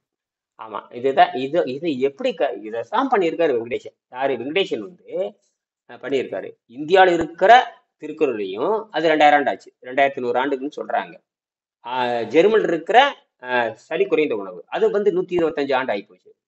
125 ஆண்டு. இவருக்கு நேரடியா குரு யாரும் கிடையாது, நூல்வழி குரு தான். அப்ப 125 ஆண்டுக்கு முன்னாடி எழுதப்பட்ட அந்த நூலையும் 200 ஆண்டுகளுக்கு முன்னாடி, இந்த 2000 ஆண்டுகளுக்கு முன்னாடி எழுதப்பட்ட திருக்குறளை ரெண்டையும் கம்பேர் பண்ணி சொந்தம் கம்பேரிட்டிவ் ஸ்டடி பண்ணுவாங்க. அதில் எங்க பண்ண தெரியும்? பெரிய பெரிய யூனிவர்சிட்டியில பண்ணணும். அந்த யூனிவர்சிட்டி வந்து குறைஞ்சபட்சம் 50 கோடி ஒதுக்கணும். எத்தனை கோடி? இப்ப நம்மளுடைய டிரான்ஸ்லேஷன்ஸ் எல்லாம் ஆட் பண்ணலாம். இப்ப நீங்க இருக்கீங்க, இப்ப உங்களுடைய புரிதல், உங்களுடைய டிரான்ஸ்லேஷன்ஸ் எல்லாம் கூகுள்ல அப்லோட் பண்ணலாம். அதுக்கு என்ன ஆட் பண்ணணும்? அதுக்குதான் யூடியூப்ல ஏற்றி விட்டே இருக்கிறேன். யூடியூப்ல ஏற்றலாம், விக்கிபீடியால ஏற்றலாம், எதில் வேணா ஏற்றிக்கலாம். நீ என்ன நம்பர் போட்டவே நான் வந்துடுவேன். நீங்களே ஏற்றிக்கிட்டே இருக்கலாம். அப்ப இந்த வீடியோவே அப்படியே அப்லோட் பண்ணிடுங்க. உங்களுக்கு எது சைட் இருக்கு அதெல்லாம் ஏற்றி விட்டுருங்க. லிங்க் ஏற்றி விட்டுருங்க. லிங்க் ஏற்றினா வேலை முடிஞ்சு போச்சே. இப்போ நான் பண்றது உங்களுக்கு வந்துடுது. அப்படியே விக்கிபீடியால ஏற்றி விடுங்க, யூடியூப் ஏற்றி விடுங்க, சாட் ஜிபிடி ஏற்றி விடுங்க, அப்புறம் டீப் சீக்ல ஏற்றி விடுங்க. நான் தினம் பண்றது அதுல ஏற்றி லிங்க் அதில் ஏற்றி விட்டுறது. அது மனப்படம் ஆயிக்கு அதில் ஏறிடுது. எங்க இருந்து கேட்டாலும் இனி ஒன்றும் இல்லை, என் ஃபோன் நம்பர் மட்டும் போடுங்க, எல்லா மீடியும் நான் வருவேன். என்னோட ஃபோன் நம்பர் இருக்குல்ல, 94426 போடுங்க, நான் வந்துடுவேன். என்னோட அட்ரஸ் அதுதான். என்னோட ஃபோன் நம்பர் தான் அட்ரஸ். ஆனா அதுக்கு என்ன டிவிஷன் நம்மளுக்கு தெரியாது. நீங்க பாத்துக்கலாம். நேற்று சொன்ன பாத்தீங்களா, ஹைட்ரோல இருந்து சேர்ந்து போட்ட வந்தானே இல்லையா நேத்து? ஆமா, வந்தது. எப்படி வந்துச்சு? நீங்க செய்யறதெல்லாம் அப்லோட் பண்றீங்க, அது வந்துருது ஐயா. அப்லோட் ஆயிட்டே இருக்குது. நீங்க யூடியூப்ல ஏத்துனாவே ஆட்டோமேட்டிக் கூகுள் குரோம்ல ஏறிடும். யூடியூப்ல ஏத்துனாவே கூகுள்ல கூட வந்துருது ஐயா. ஃபோன் நம்பர் போட்டு பாருங்க. நீங்க இப்ப கூகுள்ல போய் திருவிழா சேர்ந்தா 2 ஃபோன் நம்பர் அடிங்க. எல்லாரும் ஃபோன் நம்பர் எல்லாம் கூகுள் ஓபன் பண்ணுங்க, கூகுள் குரோம். நான் என்னோட ஃபோன் நம்பர் போடுங்க, வரேன்னு பாருங்க. 9 44 26 80 761. 9 44 26 80 761. காட்டுதுங்க. Facebook காட்டுது, லிங்க்டின் காட்டுது. லிங்க்டின்ல வந்துருச்சு. லிங்க்டின் வந்தாச்சு. எல்லாம் காட்டு வந்துருச்சா இல்லையா? அவ்வளவுதான், முடிஞ்சு போச்சு. வருதுங்க. எதுல வேண்டாலும் நீங்க Facebookல ப்ராப்ளம் வருவேன். சாட் ஜிபில போய் என் நம்பர் போட்டாலும் வருவேன். சாட் ஜிபில போய் என் நம்பர் போட்டாலும் வருவேன். அதையும் ஏற்றிக்கிட்டு இருக்கிறேன். சாட் ஜிபில உணவில்லாமல் வாழும் கலை இருக்குன்னு ஆமான்னு சொல்லிடும். ஆமா, இனியன் தான் சொல்லி கொடுக்குற, அது பதில் வந்துடும். சாட் ஜிபில போய் art of living it is possible for art of living without food போட்டு இனியனை பத்தி போட்டுருவாங்க. இனியனத்துக்கு கப்புன்னு போட்டு அவர் அங்கே சொல்லி கொடுத்துருக்காரு. அவருடைய ஃபாலோயர் யாருன்னு அதுன்னு சொல்லிடும். அவர் இனியன் வெங்கடேசன் புத்தகத்தை படிச்சுட்டு இருக்காருன்னு சொல்லிடுவோம். எல்லாம் சொல்லிடுறேன். அதுக்கு என்ன தெரியும்? இருக்க தகவல் கொடுக்கறது தானே. எப்படி ப்ராக்டிஸ் பண்றதுன்னு சொல்லி கொடுத்துரும். அது எப்படி ப்ராக்டிஸ் பண்றதுன்னு அது சொல்லி கொடுத்துரும். எது சொல்லி கொடுத்துரும்? கூகுள் சொல்லி கொடுத்துருந்தையா? கூகுள் சொல்லி கொடுத்துரும். எப்படி சாட் ஜிபி எப்படி ப்ராக்டிஸ் பண்ண சொல்லி கொடுத்துரும். ஏன்னா 20 பாயிண்ட் அதில் போட்டு விட்டேன். இப்ப 20 பாயிண்ட் பத்தி படிக்கலாமா? 20 பாயிண்ட் ஏற்கனவே சொல்லியிருப்பேன். 20 பாயிண்ட் புதுசா வரவங்கள அந்த 20 பாயிண்ட் எடுத்து இங்கிலீஷ்லயும் தமிழ்லயும் போட்டிருக்கேன். அந்த இங்கிலீஷ்ல தமிழ்ல வச்சு சொல்லி கொடுத்துருக்கேன் நிறைய பேருக்கு. அதை 20 பாயிண்ட் அதை ஏற்றி விட்டுருக்கேன். ஏற்கனவே சொல்ல பாருங்க, 20 பாயிண்ட் அப்படின்னு சொல்லிட்டு பாருங்க. காலை முதல் மாலை வரை நேரே மருந்தாக கருத வேண்டும் அப்படின்னு சொல்லியிருப்பேன். அதில் படிப்படியாக போட்டு கடைசியில 20 பாயிண்ட் சொல்லியிருப்பேன். உங்களுக்கு அனுப்பிச்சிருப்பேன். அந்த பாயிண்ட்ல எதில் ஏற்றிட்டு இருக்குன்னு கேட்டீங்கன்னா சாட் ஜிபிடி ஏற்றிருக்கேன். அதான் ஒரு தடவை ஏற்றிட்டு அவ்வளோதான், இன்டர்நேஷனல் பூரா போயிடும். அவ்வளோதான், அழிக்கவே முடியாது. அதையும் நீங்க டெலிட் பண்ணாலும் அவ்வளோதான், அது உள்ள போயிடும். டேட்டா கலெக்ஷன் தான். நீங்க அழிச்சாலும் அது தகவல், அதுக்கு வந்து ஒரு நூலகம் மாதிரி அது ஜெராக்ஸ் எடுத்து தள்ளிவிட்டு போயிடும். அது பாட்டு ஒன்றும் பண்ண முடியாது. அதனால தான் சாட் ஜிபிடி ஏற்றிருக்கான்னு சொல்லணும். நம்ம கல்வி இப்படித்தான் பரவணும் தவிர ஒரு மெஷின் லேர்னிங்ல கொடுத்துடணும். மெஷின் லேர்னிங் கொடுத்துட்டீங்கன்னா அது உலகம் முறை எல்லாத்துக்கும் லிங்க் ஆயிடும். அதனால நம்ம இனி கவலைப்பட தேவையில்லை. நீர் மருத்துவம் பரவே தீரணும். நம்ம தான் வந்து உலகத்துக்கு சொல்லி தரப்போறோம். நம்ம தான் அது. எல்லாரும் தமிழ் படிப்பானுங்க. கடைசியில தமிழால் தான் ஒன்றுபட முடியும். இப்ப கணக்குல ஒன்றுபடுறோம் எல்லாருமே. கணக்கு பாருங்க, 1 2 3 4 5 6 7 8 9 10. அடுத்த நம்ம எதுல ஒன்றுபடணும் தெரியுமா? மொழியால், தமிழ் மொழியால் ஒன்றுபடணும். ஆனா தமிழ் மொழி தான் வந்து வேறுபாடு இல்லாமல் சொல்லிக் கொடுக்கறது. அது உலகத்தோட மூத்த மொழி. அது என்னுடைய மொழி கிடையாது, உலகத்தோடைய மூத்த மொழி. முடிஞ்சு போச்சு. அப்ப மூத்த மொழியில மட்டும்தான் அது தாக்குப்பிடிக்கிற மொழி. இன்னொன்னு புரிஞ்சுக்கணும். தமிழ் முன்னாடி வந்துச்சா பின்னாடி வந்துச்சா அப்படி எல்லாம் எத்தனையோ கேள்வி எல்லாம் இருக்கலாம். ஆனால் தமிழ் மொழி தாக்கு பிடிக்கிற தன்மை என்னது? தாக்கு பிடிக்கும் தன்மை. அதுலதான் நம்ம நிக்கிறோம். அப்ப தாக்கு பிடிக்கும் தன்மை. சரி, இப்ப நான் திருப்பி தபத்துக்கு வருவோம். தபம்னா என்ன? இப்ப திருப்பி இப்ப இன்னைக்கு பேசுற முக்கியமான குறள் பகவத்கீதையில. அது அந்த பாடல் சொல்லிடுறேன். அந்த பாடல் எடுத்து படிக்கிறேன் பாருங்க.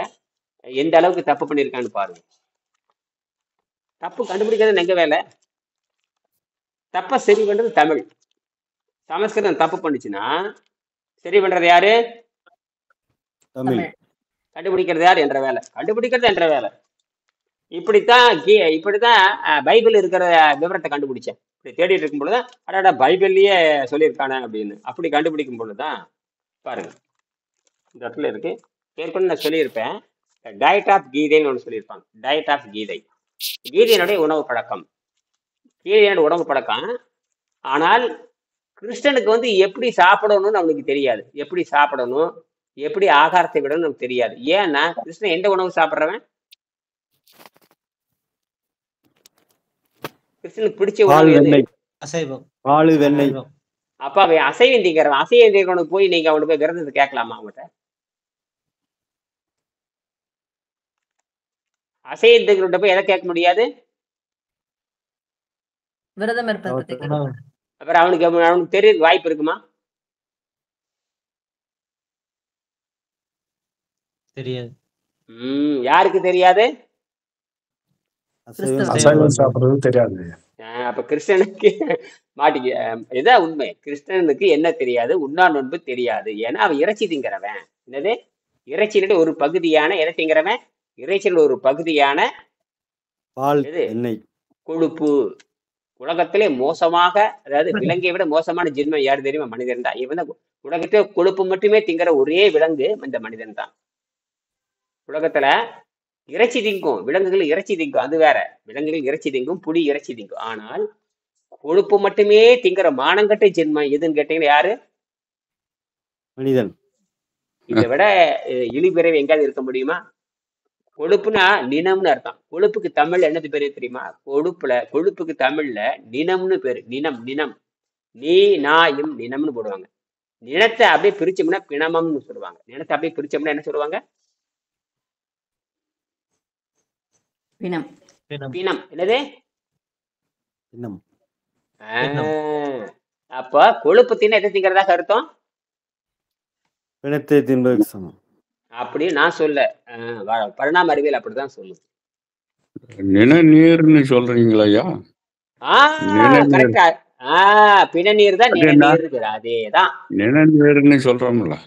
அதேதான் கரெக்டா புடிச்சிட்டாரு கேசவன். நிணநீர்னா பிணத்திலிருந்து வடிகின்ற நீர் சொல்லுவாங்க. அழுகி போன நீர் பிணநீர், அழுகி நீர் சொல்லுவாங்க.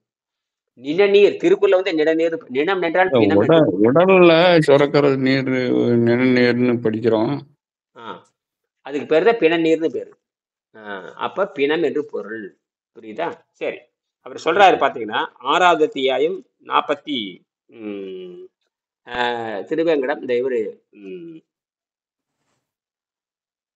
திருலோகச்சந்தர் 6வது அத்தியாயம் 46வது பாடல்ல அந்த தபசுக்கான விளக்கம் இருக்குது. தபஸ்வி எசதிக யோகி. நீங்க கூட எடுத்து படிச்சு பாருங்க. 6:46 போடுங்க கீதை. திருலோக சேர்ந்து ஓகேங்க 6:46 போடுறேன். போடுங்க. போடுறேன். என்ன வருது பாருங்க. இது வந்து வெங்கடேசன் வந்து சுட்டி காட்ட, நான் சுட்டி காட்டுறேன். வெங்கடேசன் புத்தகத்தில் 2 தான் இருக்கும்.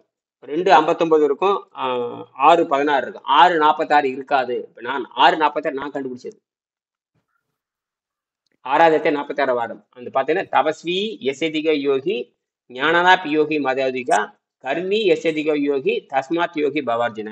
தவம் செய்கின்ற காட்டிலும் யோகியானம் சிறந்தவன், கர்மம் செய்வனை காட்டிலும் யோகியானம் சிறந்தவன், ஞான நூல்களை படிப்பவனை காட்டிலும் யோகியானம் சிறந்தவன். அப்படின்னா தவம் என்று சொன்னால் கொலை செய்தல் என்று பொருள். திருவள்ளுவர் தவம் செய்யுங்கிறாரு, இவன் தவம் செய்ய வேண்டாங்கிறான். ஏன்னா இவனை காட்டில் அவன் பெருசுங்கிறான். அப்ப தவம் கீழானதுன்னு அர்த்தம் போச்சு. இவனை கட்டில் அவன் மேலானவனா, அவனை கட்டில் அப்படின்னா தவம் கீழானது, இன்னொன்னு மேலானதுன்னு சொல்றான். ஆனால் நீங்க தவம் செய்தவர் கீழானவன் வள்ளுவர் சொல்லவே இல்லை. ஏதாவது புரியுதான்னு சொல்லுங்க. இது புரிஞ்சா மட்டும்தான் அடுத்த பாடம். ஏதாவது புரியல இப்பவே கேட்டுங்க. இந்த வகுப்பம் இப்படி இதில் இந்த தவத்தை புரியல அப்படின்னா சமஸ்கிருதம் எப்படி தப்பு பண்ணுது, தமிழ் எப்படி சரியா சொல்லுதுன்னு இது புரிஞ்சுக்கலன்னா வம்பு. நாங்கிட்ட பேசுறவங்க மணிகளாக இருக்க வேண்டும். அப்ப இந்த பாடல் 6:46 என்ன சொல்லுது? தபஸ்வி எசதிகோ யோகி ஞானனாப் யோகி மதோதிகா கர்மி எசதிக யோகி தஸ்மாத் யோகி பவார்ஜுனா. தபம் செய்கின்றவன் காட்டிலும் கர்மம் செய்கின்ற மேலானவன், கர்மம் செய்கின்றவன் காட்டிலும் ஞான நூல்கள், எதாவது என்ன சொல்லுவாங்க, ஞான நூல்களை படியும்பாங்க. அதாவது என்ன சொல்லுவாங்கன்னா, என்ன சொல்ற, அதுக்கு ஒரு பாடலே வருமே, வித்தியார்த்திம்பாங்க. அப்புறம் அது மாதிரி கடவுள் நூல்களை படிக்கிறது, தத்துவங்களை படிக்கிறது சொல்றாங்க இல்லையா. சௌ சந்தோஷம் தபம் ஸ்வாத் ஈஸ்வராயாம்பாங்க. ஸ்வாத்ன படித்தவர் ஸ்வாத்ன்பாங்க. ஸ்வாத் சமஸ்கிருத ஸ்வாத் எல்லாம் அளவு. சௌ சந்தோஷம் தபம் ஸ்வாத் ஈஸ்வராயா, அப்படி 5. இந்த 5 படிக்கிறது. அத கடவுளை பற்றி படிக்கிறது, இதெல்லாம் நல்ல நூல்களை படிக்கிறதுன்னு பேரு. அதான். ஆக தபஸ்வி எசதிகோ யோகி வந்துருச்சா திருராஜேந்தர்?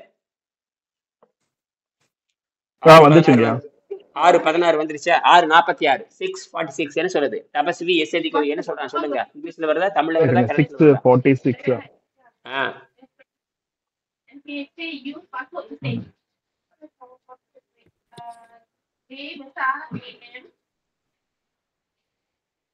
படிங்க, பரவாயில்ல.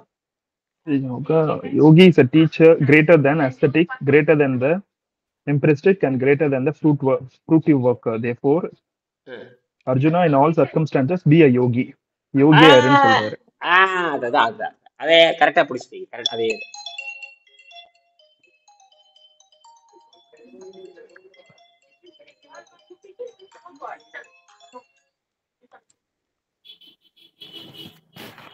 சரி. இப்போ இங்க இந்த தபம் என்பது என்னன்னு கேட்டீங்கன்னா, இதுக்கு இன்னும் உதாரணம் சொல்ற பாருங்க.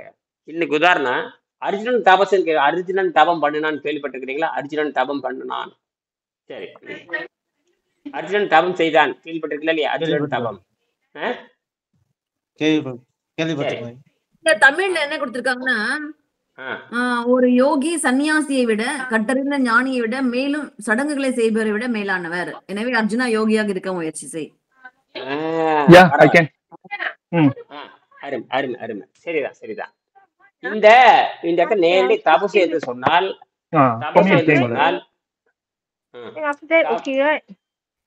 யாருது? கட் பண்ணிக்கிறேன். யாரும் சத்தம் வந்து கேசவன் நினைக்கிறேன். கேசவன் கட் பண்ணிக்கலாம். உங்களுக்கு இங்க சத்தம் வந்துகிட்டே இருக்கு.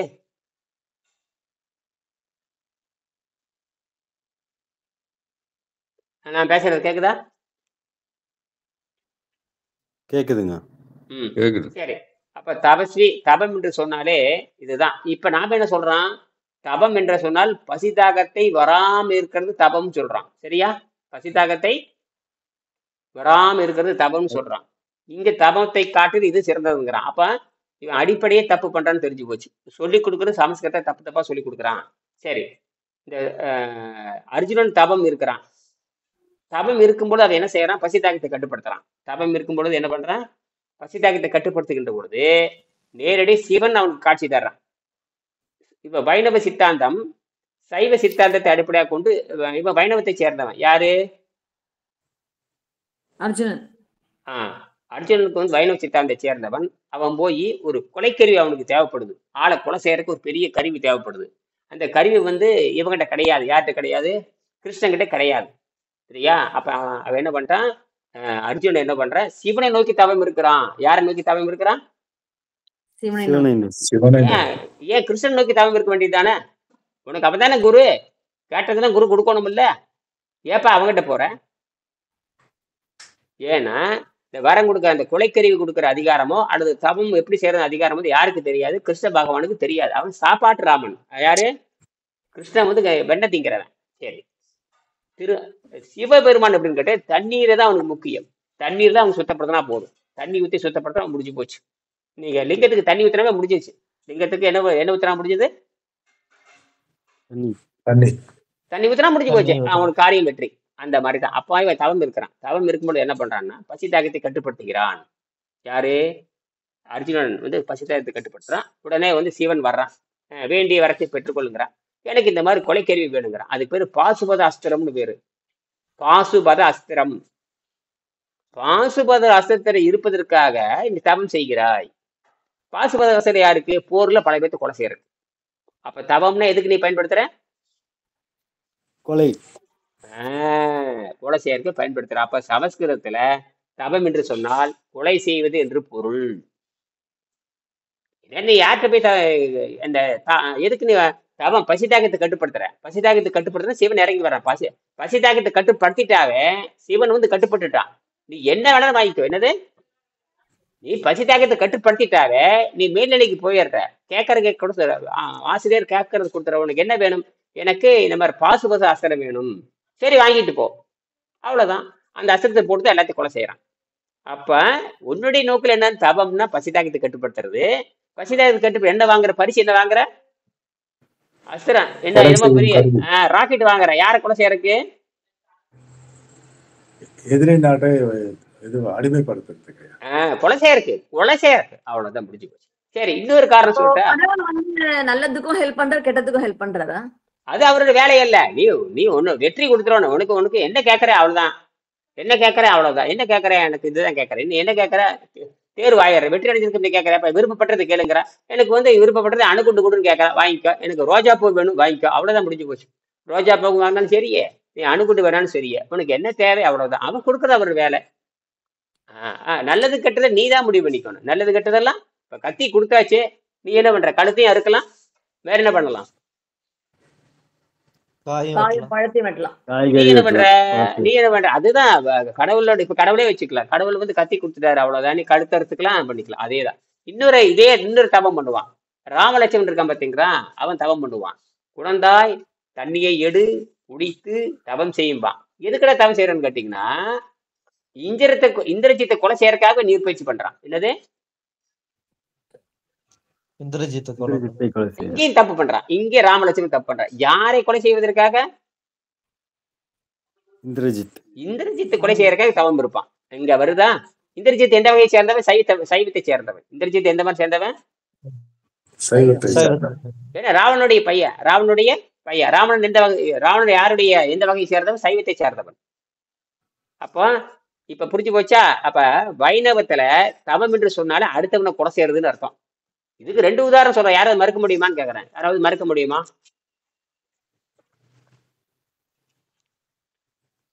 மறுக்க முடிஞ்சா மறுங்க. மறுக்க முடியுமா? என்ன பேச்சு மூச்சுக்கான முடியாது. ஏன்னா ஆதாரம் வலுவா கொடுத்தாச்சு. ஆதாரம் வலுவா கொடுத்தாரு. அது சரித்திர ஆதாரங்கள். எல்லாரும் உணர்ந்த ஆதாரங்கள் தான். எனக்கு ஒரு சந்தேகம் ஐயா. இவரு விஷ்ணு வந்து கிருஷ்ணர் வந்து அசைவக்காரா இருந்தாரு. அவர் வந்து அந்த இதை காமிச்சார் இல்லையா? அவரோட உருவம், அந்த விஸ்வரூபம் காமிச்சார் இல்லைங்களா? அது எப்படி அவருக்கு சாத்தியமா? விஸ்வம்னா என்ன தெரியும்? அகலம்னு அர்த்தம். விஸ்வம் அப்படின்னா அகலம் அப்படின்னு அர்த்தம். விஸ்வாமித்ரன் சொல்றோம் இல்லையா? விஸ்வாமித்ரன் என்று சொன்னாரு. விஸ்வம்னா இன்னொரு பொருள் இருக்கு. அகண்டமான விண்வெளின்னு ஒரு பொருள் இருக்கு. அகண்டமான விண்வெளி. அப்ப ஒரு பொருள் வந்து அகண்டமாய் இருக்கும் என்று பொருள். இந்த அகண்டமாய் இருப்பது தான் இந்த விஸ்வம் பேரு. விஸ்வரூபம். இவனே விஸ்வரூபம் தான். யாரு? விஸ்வநாதன் அப்படின்னு சொல்றோம் இல்லையா, விஸ்வரூபம் விஸ்வநாதன் சிவனை குறிக்கிறது. சிவனுக்கு இன்னொரு பேரு அந்த விண்வெளி தத்துவத்தை, சிவன்னாவே விண்வெளி தத்துவத்தை அடிப்படையாக கொண்டவன் அர்த்தம். சிவன்னாவே விண்வெளி தத்துவத்தை, அதாவது சிதம்பர ரகசியம் சொல்லுவாங்க. என்னது, சிதம்பரம் போனீங்கன்னா அங்க லிங்கத்துக்கு பூசை கிடையாது, ஆகாயத்துக்கு தான் அங்க பூசை. என்னது, பஞ்சலிங்கத்துல தலையாயது ஆகாய பூசை. சரியா? அப்ப உண்மையாலுமே சிவன் என்று சொன்ன விண்வெளி வடிவம் அர்த்தம். அது அந்த இதுல இருந்து திருடுறது, அது இதுல இருந்து சிவத்திலிருந்து திருடுறது, அதெல்லாம் தூய்மையிலிருந்து திருடுவது, தூய்மையிலிருந்து திருடிக்கொண்டு வெவ்வேறு பேரை மாற்றிக்கிறது, அப்படித்தான். ஆக அந்த விண்வெளி வடிவம் தான். அந்த விண்வெளி வடிவத்துக்கு என்ன பண்றாங்க, பொருள் புரியாதனால உருவ வடிவம் கொடுக்குறாங்க. என்ன வடிவம் கொடுக்குறாங்க? உருவ வடிவம். உண்மையால சிவனுக்கு வடிவம் கிடையாது, அது ஆகாய வடிவம் தான். இந்த உருவ வடிவம் கண்டுபிடிச்சது அது பாத்தீங்கன்னா அத்வைதம், துவைதம், அப்புறம் விசிஷ்டாத்வைதம், அப்புறம் அப்படி இந்த தைவம் நாலா பிரியும். முதல் ஒன்னா பிரியும், அப்புறம் ரெண்டா பிரியும். அத்வைதம், துவிதம், விஸ்வாத்வைதம், சிவாத்வைதம் பிரிஞ்சுட்டே போகும். எல்லாம் படிச்சு பாருங்க. ராமானுஜர் அந்த வகை சேர்ந்தவங்க தான். ராமானுஜர் விசிஷ்டாத்வைதம். இப்படிதான் பிரிஞ்சு போகும். நமக்கு தேவை அத்வைதம் தான். நமக்கு தேவை நேர கப்புன்னு பிடிச்சுக்கணும். எதை பிடிச்சுக்கணும்? ஃபர்ஸ்ட் அத்வைதம் தான். எல்லாம் ஒண்ணுதான்டா போட. கடவுளும் நானும் ஒன்றே. என்னது, கடவுள் நானும் எல்லாம் ஒன்றேங்கிறது நம்மளது. எல்லாம் ஒன்றேங்கிறது அத்வைதம். கெட்டியா பிடிச்சுக்கணும். சரி. பிஜி என்ன சொல்றாரு சொல்லுங்க. மைக் ஆன் பண்ணல. பிஜுவா? நானா? பிஜு மைக் ஆன் பண்ணல. அத்வைதம் யார? ஆதிசங்கரர் சொன்னதையா? அப்படிதான் எல்லாம் ஒன்றுன்னு சொல்றதுதான். அதனாலதான் என்ன சொல்றாருன்னா, கடவுளுக்கு வந்து பலி கொடுக்க கூடாதுன்னு சொல்லுவாரு. கடவுளுக்கு எந்த வகையான பலியும் கொடுக்க கூடாதுன்னு சொன்னவரே அவரு தான். யாரு?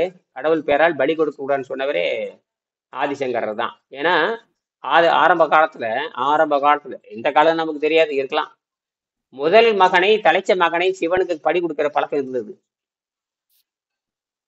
குழந்தையிலே பலி கொடுக்கிற பழக்கம். எதை பெற்ற குழந்தைய என்ன பண்ணுவாங்க? பலி கொடுப்பாங்க. இந்த முட்டாள்தனம் இந்தியாவில் இருந்திருக்குது. இந்த முட்டாள்தனம் இருந்திருக்குது. அப்போ அது ஒழிச்சு கட்டினவரு ஆதிசங்கர் தான். அதுக்கு பேர் காபாலிக மதம். காபாலீஸ்வரம் சொல்றோம் இல்லையா, காபாலம் காபாலீஸ்வரர், அவன் தான் அது. இப்படி எல்லாம் நடந்திருக்குது. அதெல்லாம் கடுமையான விவாதம் பண்ணி மன்னர்கள் திருத்தி நல்வழிப்படுத்தவர் ஆதிசங்கரர். அவர் தான் இந்த மடங்கள்லாம் கட்டிருக்காரு. 4 மடம் என்னமா கட்டினாரு இந்தியாவில. அந்த 4 மடம் கட்டினார், முடிஞ்சு போச்சு. அப்ப தவம் என்று சொன்னாலே உற்றநோயை நோன்றல், உயிருக்கு ஊர்கன் செய்யாம அற்றை தாபத்திற்கு உரு. தவம் என்று சொன்னா பிறவி துன்பம். அந்த பிறவி துன்பம் பசி துன்பம். யாரு பசி துன்பத்தை நீக்கி திருப்பி பசி துன்பம் வராம காத்துக்கிறாங்களோ அந்த நண்பர்கள் போய் பிடிங்கிறாரு. பெரியாரை துணைகோடல். இப்ப புரியுதா? இதை வந்து வெங்கடேசன் எடுத்து எழுதுறாரு. வெங்கடேஷ் வந்து ஆயிரக்கணக்கான செய்திகளை ஆராய்ச்சி பண்ணி கடைசியை வரிசைப்படுத்தி எந்த இடத்துல எதை சொல்லணும்னு சொல்லியிருக்காரு. அதுதான் மிகப்பெரிய ஞானம்னு பேரு. அது யாரும் செய்ய முடியாது. அதெல்லாம் வந்து ப்ராஜெக்ட் ஒர்க் பண்றவங்க செய்ய முடியும். Comparative study. ப்ராஜெக்ட் ஒர்க் பண்றவங்க உயிரை கொடுத்து கண்டுபிடிக்கிறாரு. இவருடைய எடையே 93 கிலோ. 93 கிலோல இருந்து 150 ஆண்டுக்கு முன்னாடி இருக்கிற ஜெர்மன் டாக்டர் சொல்லக்கூடிய சளி குறைந்த உணவு முறைக்கும் 2000 ஆண்டுக்கு முன்னாடி இருக்கிற திருவுளர் சொன்ன நீருணவு முறைக்கும், நீருணவு முறைன்னு கண்டுபிடிக்கிறது பெரிய விஷயம். நீருணவு எந்த சொல்லியிருக்காரு? ஆக இதுதான் நீருணவு முறைகள் கண்டுபிடிக்கிறதுக்கு கிட்டத்தட்ட 8 ஆண்டுகள் ஆயிருக்குது. அப்ப படிப்படியே அப்போ அந்த 11ஆம் பாடம் எடுத்து பார்த்தா 11ஆம் பாடத்தை படிச்சுனே தெரியும். 11ஆம் பாடம் இங்கிலீஷில் இருக்கும். அதுதான் நான் போய் இந்த அங்க பாண்டிச்சேரியில் தங்கியிருந்தோடு எல்லா நாட்டுக்காரும் கொடுத்தது தான். புத்தகத்தை முதல் பக்கமே எழுதி கொடுத்தேன். 5ஆம் பாடத்தை படி, அப்புறம் 9ஆம் பாடத்தை படி, 11 படி, 13 படி, 29 எல்லாம் இங்கிலீஷ்ல இருக்குது இல்லையா, படிச்சுக்கோ. நீ தமிழ் படிக்க தமிழே தற்கொலை பண்ணு. தமிழே தற்கொலை தான் அவனுக்கு. தற்கொலை அவனை தமிழ் கற்றுல மேல் வர சாத்தியமே கிடையாது. என்னமோ படிக்கிறானுங்க பாவம், அவ்வளவுதான். சரி, வாழ்த்துக்கள் அப்பா, தமிழ் படிக்கிறியா, வாழ்த்துக்கள். இந்த படிச்சுக்கோ, இங்கிலீஷ்ல இருக்குது படிச்சுக்க, தப்பிச்சுக்கோ, அவ்வளவுதான். இது யாரும் செய்யறானே. அது உண்மையாலுமே ஜெர்மனிக்காரன் பண்றது ரொம்ப சரி. நான் விஷயத்துக்கு வருவோம். அப்போ என்ன பேசணும்? அப்ப தபசனாவே கொலை செய்யறதுன்னு அர்த்தம். இங்க தபசனா விரைவில் சொல்லு. இங்க தபசை வந்து யாரையும் கொலை செய்யக்கூடாது. இங்க தபசு எதுக்காக இருக்கிறீங்க? இந்த தபசு இருக்கிறவன், பசித்தாக்கத்தை கட்டுப்படுத்துறவன் என்ன ஆக மாட்டான்? சாக மாட்டான். அதே இப்போ கான்டெக்ஸ்டே வந்து எந்த உயிரையும் கொல்லக்கூடாது, அதாவது நம்மளுடைய பசிக்காக எந்த உயிரையும் கொல்லக்கூடாதுன்ற தத்துவத்தின் அடிப்படையில தான் அந்த உண்ணா நோன்பே வந்தது. நம்மளுடைய பசிக்காக இன்னொரு உயிரை துன்புறுத்தக்கூடாது அப்படின்ற கணக்குல தான் இந்த இந்த தவமே வருது இல்லையா? ஆனா அந்த தவம்ன்ற அர்ஜுனன் பண்ணது கான்செப்டே தப்பு. அர்ஜுனன் பண்ணது வேற, ராமலட்சுமன் பண்றது வேற. ராமலட்சுமன் யாரை கொலை செய்யறதுக்கு, தம் பசி தாகத்தை கட்டுப்படுத்துறீங்க? இந்திரஜித்தை கொலை செய்யறதுக்காக. நீ யாருக்காக கொலை செய்யற? பாசுபதாசத்துல வாங்குறதுக்காக சிவன்கிட்ட போய் எல்லாரும் சிவன்கிட்ட போய் ஆகணும். சிவன்கிட்ட போய்தான் நீ பண்ணியாகணும். அதுதான் உள்ளம் பெருங்கோயில் ஊனோடும் பாளையும் வள்ளல் பிராணாருக்கு வாயிர வாசல் தெல்லர் திறந்தாளுக்கு சீவனை சிவலிங்கம் சீவனை சிவலிங்கம் கள்ளப்புலன் வந்து காணாமணி விளக்கு அப்படின்னு சொல்றான். உள்ளம் பெருங்கோயில், நம்ம உடம்பு கோயிலுங்கிற சிவனுங்கிற. அப்ப நாம் யாரு? சிவனாக மாறுறோம், வேற ஒண்ணும் இல்லை. நம்ம உடம்பு வெளியே இருக்கிறதுல கோயில், உள்ளே இருக்க உயிர் தான் இறைவன் அல்லது சிவன் சொல்றான். அதாவது சிவம் தான். இந்த சிவம் என்னவா இருக்குன்னா, நின்றுட்டு இருந்தா சிவம் தான், கீழே விழுந்துட்டா சவம். கரெக்டா அடிச்சிட்டாரு. நின்றுட்டு இருந்தா சிவம், கீழே விழுந்துட்டா செவம். எப்படி கரெக்டா வருதா? புரியுதுங்க. இப்ப இப்ப இப்ப ஒப்புமைப்படுத்த இந்த தவத்துக்கும் சமஸ்கிருதத்துல சொல்லக்கூடிய தவத்துக்கு என்ன வித்தியாசம்? மேபி அந்த காரணம் எதற்காக அந்த தவம் இருக்கணும்ன்ற காரணம் டிஃப்ரெண்ட் ஆகுது. அது கொலை செய்யறதுக்காக தவம் இருக்கிறான், இங்கே கொலை செய்யாம இருக்கிறதுக்கு தவம் இருக்கிறோம். அப்ப திருவள்ளுவர் எவ்வளவு மேன்மையா எழுந்திருக்காரு பாருங்க. அப்ப இன்னும் 3 முடிச்சுக்கலாம், ஒரு 5 நிமிஷம் பேசி முடிச்சுக்கலாம். 6:58 6:56 இன்னும் 5 நிமிஷம் தான், சரியா? அப்போ வாழ்க்கையை 3ஆ பிரிக்கலாம். வாழ்க்கை என்னமா பிரிக்கானா, உண்டு வாழ்ற வாழ்க்கை, உழுது வாழ்ற வாழ்க்கை, தவம் செய்து வாழ்கின்ற வாழ்க்கை. 3 வாழ்க்கை இருக்கு, புத்தகத்தில் இருக்கு. உண்டு வாழ்ற வாழ்க்கையில் இப்ப நம்ம யாரு? உண்டு வாழ்றவங்க எல்லாம் தின்னு கெட்டவன் எல்லாமே. 2வது உழுது வாழ்ற மக்கள். யாரு மக்கள்? உழுது வாழ்றான் பாருங்க. யாரு உழுது வாழ்றவங்க? யாரு? விவசாயி. அதுதான் உழுதுண்டு வாழ்வாரே வாழ்வர் மற்றெல்லாம் தொழுதுண்டு பின் செல்பவர். அப்ப என்னன்னு கேட்டா, உண்டு வாழ்வரை காட்டிலும் உழுது வாழ்கின்றவர் மேலானவர் என்று வள்ளுவர் சொல்லுகிறார். அதான் அந்த அர்த்தம் அதுக்கு. அதாவது உழுதுண்டு வாழ்வாரே வாழ்வர், உழுதுண்டு வாழ்வாரே வாழ்வர், உழுது உண்டு சாப்பிட்றவங்க தான் உண்மையானவன்கிறான். அப்ப விவசாயி மட்டும்தான் மேன்மையானவன் சொல்றாரு. மற்றவன் எல்லாம் யாரு? ஒழுக்கமே இல்லாதவன், ஒழுக்கமே இல்லாதவன் அர்த்தம். அப்ப பிச்சை எடுத்து வாழ்றவன் இப்படித்தான். உண்டு வாழ்றதா சரி. அதுக்கப்புறம் என்ன சொல்றாரு? தபம் செய்வார் தம் கர்மம் செய்வார், அவம் செய்வார் ஆசையில் பற்றி. ஆக தபம் செய்வாரை கீழானவர் என்று திருவள்ளுவர் எங்கும் குறிப்பிடவே இல்லை. அப்ப எத்தனை வாழ்க்கை வருது? 3 வாழ்க்கை வருது. உண்டு வாழ்ற வாழ்க்கை, உண்டு வாழ்ற வாழ்க்கையை காட்டிலும் உழுது வாழ்ற வாழ்க்கை மேலானது. உழுது வாழ்ற வாழ்க்கையை காட்டிலும் எது மேலானது? தபம் செய்கின்ற பொழுது யாரை என்ன பண்ண மாட்டோம்? மத்தவங்களை கொல்ல மாட்டோம். உங்களையும் என்ன பண்ணிக்க மாட்டீங்க, உங்களையும் என்ன பண்ணிக்க மாட்டீங்க? சாகடிச்சுக்க மாட்டோம். அடுத்தவனையும் சாகடிக்க மாட்டோம். வாடிய பயிரை கண்டு வாடினேன் மனம் என்று சொன்னால் நான் அந்த பயிரை தொடவே மாட்டேன்னு அர்த்தம். அதுக்கு பயிரை பாதுகாக்கணும்னு அர்த்தம். இந்த பயிரை என்னை தொடமாட்டேன், அந்த பயிரை சாப்பிட மாட்டேன், இந்த பயிரை தொடமாட்டேன், வருத்தம் தரும்படியாக நடந்து கொள்ள மாட்டேன், அல்லது அந்த உயிரை காப்பாற்றுவேன். இப்படியெல்லாம் பொருள் புரிஞ்சுக்கிட்டே போலாம். பொருள் புரிஞ்சுட்டு வாடிய பயிரை கண்டு வாடினேன் மனம்னு வள்ளலார் பாடிதாக சொல்றீங்களா இல்லையா? அதுக்காக ஒரு விவசாயம் தெரியும். அப்படியே அவர் தண்ணி கட்டிட்டு இருந்தாரான்னு கேக்குறேன். அவர் விவசாயம் பண்ணாரா? இவ்வளவு பேசுறவர் வள்ளலார் எங்க விவசாயம் பண்ணதுக்கு வரலாறு இருக்கா? விவசாயம் பண்ணினாரு, காய்கறி செடி நட்டினாரு, விவசாயம் பண்ணாரு, பாத்திக்கு தண்ணி கட்டினாரு, கடை எடுத்தாருன்னு எங்காவது இருக்கா? ஏன்பா அதெல்லாம் அது மட்டும் தெரியல? ஏன் அதை செய்யறவரு? சோத்து மடம் கட்டினார் சொல்றாரு, சோத்து மடம் கட்டினாரு, சாப்பாடு மடம் போட்டாருங்க. அப்ப சாப்பாடு உற்பத்தி பண்ற இடம் எங்க? எது சாப்பாடு உற்பத்தி பண்ணி தரக்கூடிய இடம் எது? வயல்வெளி. ஏன் அதை அவர் செய்யற? ஒரு 10,000 ஏக்கர் பூமி வாங்கிருக்கணுமே இல்லையா? எல்லாத்துக்கும் சோறு போடணும்னு நினைக்கிற நீ என்ன பண்ணிருக்கணும்? விவசாயம் பண்ணிருக்கணும். ஏன் பண்ணல அவரு? குற்றவாளி தானே? அவருக்கு அது தேவையில்லாம இருந்திருக்கு. உனக்கு தேவையில்லாம இருக்கலாம். நீங்க அப்ப விவசாயம் பண்ணிருக்க. விவசாயத்தினுடைய பெருமை எங்காவது பேசவே இல்லையா அவரு? திருவள்ளுவர் விவசாயத்தினுடைய பெருமை பேசுற நீங்க, ஒரு யோகி என்ன பண்ணிருக்காரு? விவசாயத்தின் பெருமை ஏன் நீ பேசல? விவசாயம் எல்லாம் சோறு எங்க இருந்து வந்தது? கஷ்டப்படுறவனே நீ புகழ, கஷ்டப்படுறவனே நீ உயர்த்தல, கஷ்டப்படுறவன பசிதாக தான் வேணாத சாப்பிட தேவைன்றதுன்னு அவர் சொல்றாரு. அதை அப்படியே சோறு போட்டு இருக்கிறீங்க. அப்படியே சோறு போட்டு எப்படியாவது அவனை மரணத்துல இருந்து ஏதாவது ஒரு உபாயம் பண்ணி பொழைக்க வச்சிடணும். அப்படி பிழைக்கல, யாருமே பிழைக்கலையே. அதுக்கப்புறமா வந்து அவனுக்கு புத்திமதி சொல்லி நல்ல வழிக்கு கொண்டு வரணும். எங்க வர்றே நடக்கலையே. சோறு போட்டா சோத்துக்கு வேண்டியாவது வருவாங்க, வரும்போது இந்த சாகா கல்வி சொல்லி கொடுக்கணும் தான் அவர் நினைச்சதுங்க. அப்படியே நடக்கல, எல்லாமே நடக்கலையே. அது நடக்காதனாலதான் அவர் மனசு வெறுத்து கடை விரித்தேன் கொள்வார் இல்லை கடையை கட்டி விட்டேன்னு அப்படின்ட்டாரு. அப்ப ஆரம்பத்திலே அந்த வேலையை செஞ்சிருக்கூடாது, தப்பு பண்ணிருக்கூடாது இல்லையா? ஏன் இந்த வேலையை பண்ணணும்? ஆரம்பத்திலே தப்பு ஏன் முன்கூட்டி உணரவில்லை? ஏன் பின்கூட்டி உணர்றீங்க? நான் முன்கூட்டியே சொல்றேன். ஏன் இந்த கேள்வி வரும்? யாராவது எனவே நீங்க விமர்சனம் பண்ணலாம். கடவுளா ஆனாலும் விமர்சனத்துக்கு உட்பட்டவர் தான். நீதின்னு வந்துட்டா சொல்றாரு ஒரு படத்தை சொல்லுவான்ல, என்ன சொல்லுவாங்க, டே யாரா இருந்தாலும் ஒரு சினிமால வருமே, என்னது நெற்றிக்கண் திருப்பினும் குற்றமே. அப்போ உனக்கு தெரியலேன்னு சொல்லுங்க. அது மட்டும் வராது, என்னன்னு சொல்லுவா, எதுவுமே வந்துட்டு அண்ணனாவது தம்பியாகிற வழக்குன்னு வந்துட்டா எல்லாம் பாத்திரலாங்கிற மாதிரி தான்.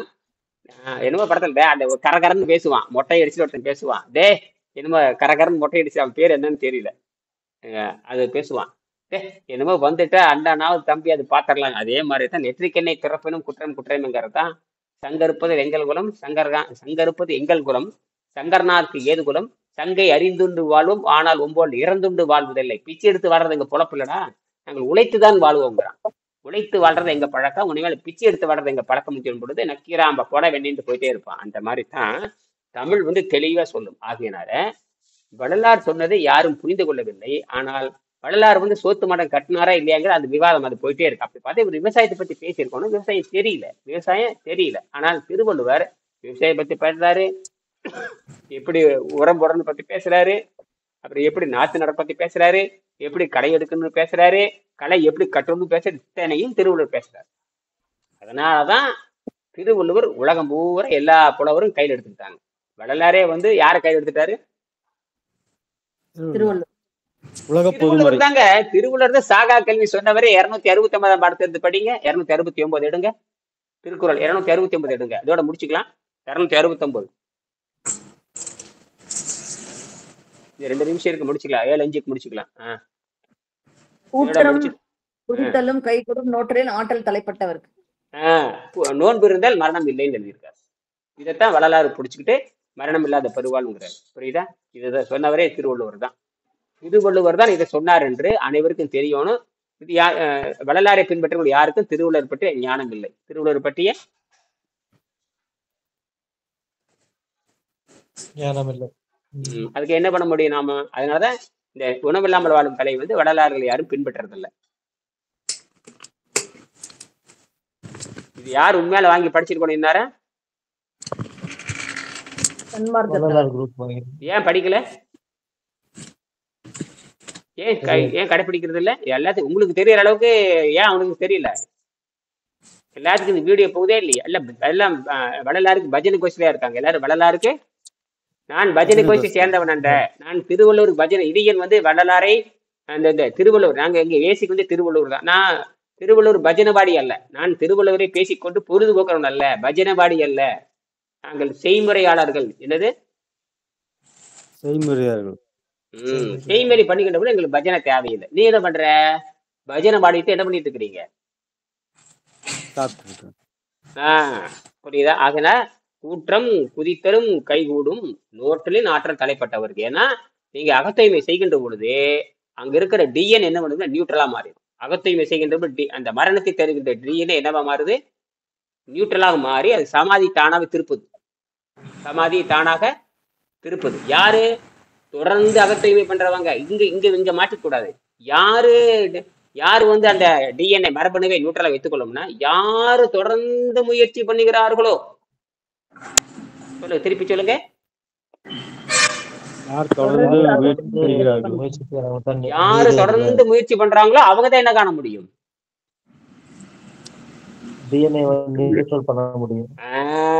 இதோட நிறைவு செஞ்சுக்கலாமா? கேள்வி இருக்கா? கேள்வி கேட்டு முடிச்சுக்கலாம். 20 விதிகள் சொன்னீங்களா, அது எந்த வீடியோல இருக்கு?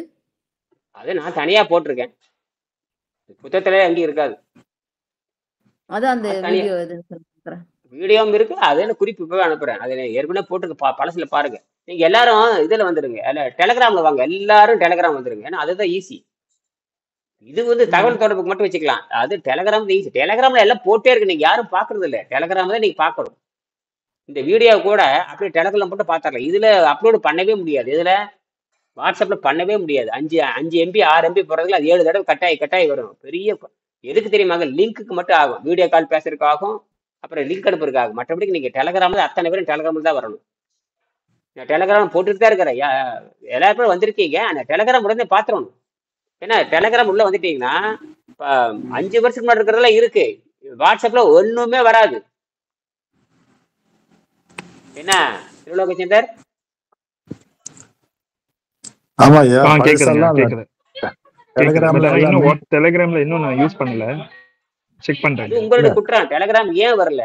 என்ன சொல்லிட்டே இருக்கலாம், டெலகிராம் வாங்க வாங்க வாங்கன்னு ஒவ்வொரு முறையும் போட்டுட்டு தான் இருக்கிறேன். டெலகிராம் வாங்க, டெலகிராம் வாங்க, எல்லாரும் வந்திருக்கிறாங்க. நீங்க ஏன் வரல? அதுல புள்ளைய போய் பாருங்க. டெலகிராம் செஞ்சு பாத்தீங்கன்னா 10 வருஷத்துக்கு முன்னாடி போட்ட வீடியோல அதுல இருக்கு. பாத்தீங்கன்னா இப்போ உங்களுக்கு புரியும்.